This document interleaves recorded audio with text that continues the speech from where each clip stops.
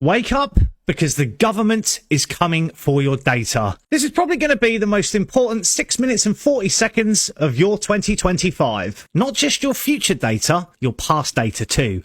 Everything you've bought, every website you've visited, every location you've been to, every financial transaction you've made, they want it.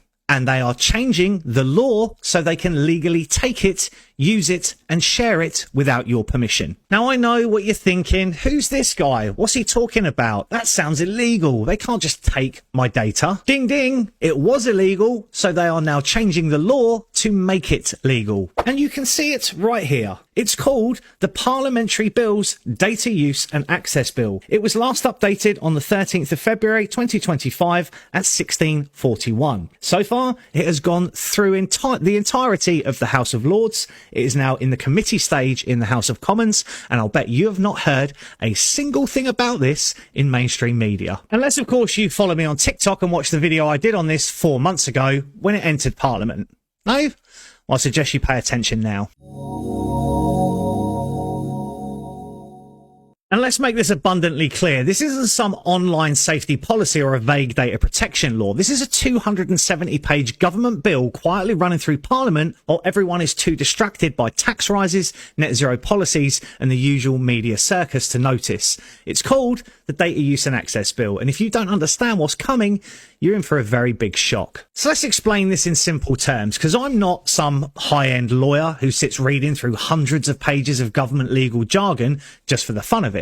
No, what I do is use AI to rip these documents apart, extract what actually matters, and expose what's buried inside. Because let's be completely honest, who has time to decode 270 pages of legal jargon? And when you strip away the fluff, this bill is one hell of a power grab. But what does the bill actually do? Because this isn't about protecting your data or making life easier.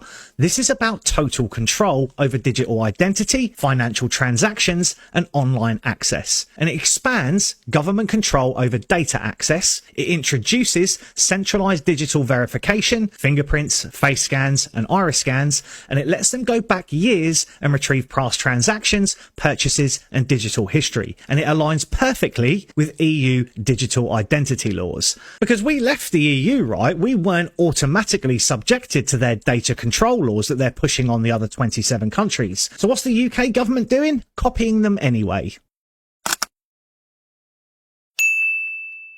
But we were supposed to be free of EU overreach, but instead, our own government is aligning us with Brussels under a UK branded version. And you won't hear a word about this in mainstream media until it's passed through. So let's talk about how far this bill goes. Let's break it down section by section. First up, we've got data access expansion. They're going back years. This bill doesn't just apply to your future data, it actually gives the government legal access to your historical digital records. Purchases, transactions, financial history, they can dig back years into your past. So if you ever thought your old transaction were private and long forgotten, you better start thinking again. Then there's the DVS, the Digital Verification Services. Welcome to mandatory biometrics. The government is building a centralized digital ID system, and it will require facial scans, fingerprints, iris scans, and biometric data for verification. And let's be real, you've been trained for this. You unlock your phone with your face, you use your fingerprint to approve payments, and you ask Alexa for your shopping, your weather, and your news. Well, they now have all of that. The government is formalizing it all into a legal framework in a centralized system. But don't worry, it's not like they're tracking you, right?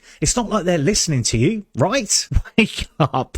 They're going to have everything you've ever done. And then there's government agencies sharing your data without your consent. This bill actually allows all public bodies to freely exchange your personal data. That includes the HMRC, the Home Office, the NHS, financial regulators, and even private corporations. Your data will no longer be restricted between departments. The government will have full centralized access to everything. Then there's big tech and government coordinating control. The bill creates government corporate data hubs that will control who gets access to what. If you're not part of the system, you're locked out. Then there's international data sharing. Your data can be sold overseas. This bill allows your data to be transferred to foreign governments and corporations. And this means your private records could now be accessed abroad. Then we have the next one, financial surveillance, banking control under consumer protection, because the FCA, the Financial Conduct Authority, gets expanded power to monitor your financial activity. So expect tighter restrictions on bank accounts, credit, loans and transactions. And businesses will be forced to comply. A levy system means businesses will have to pay for compliance.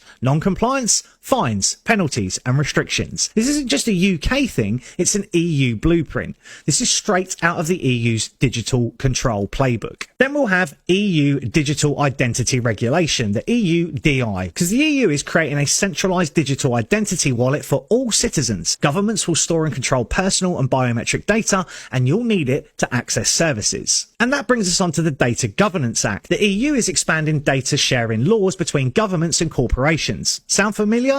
It should, because our government is copying it word for word. But they said it's about making life easier. Of course they did. Just like they said, I don't know, lockdowns were temporary. Digital currency was just a conspiracy theory. Vaccine passports were never going to happen. And 15-minute cities are just a convenience. And yet, here we are. But the next thing you're going to ask is, what can you do? Well, first up, I've been showing you the bill. You can read it. Don't take my word for it. See what's in there for yourself. Contact your MP, ask them if they support handing more of your data to the government, and share this video, because once this system is in place, there is no opting out. So I would like, share, comment, because this needs to be seen before it's too late. And if I was you, I'd wake up now. Go to the Parliamentary Bills webpage, search data, and you will see the bill at the top of the list. Whether you do or not, that's up to you.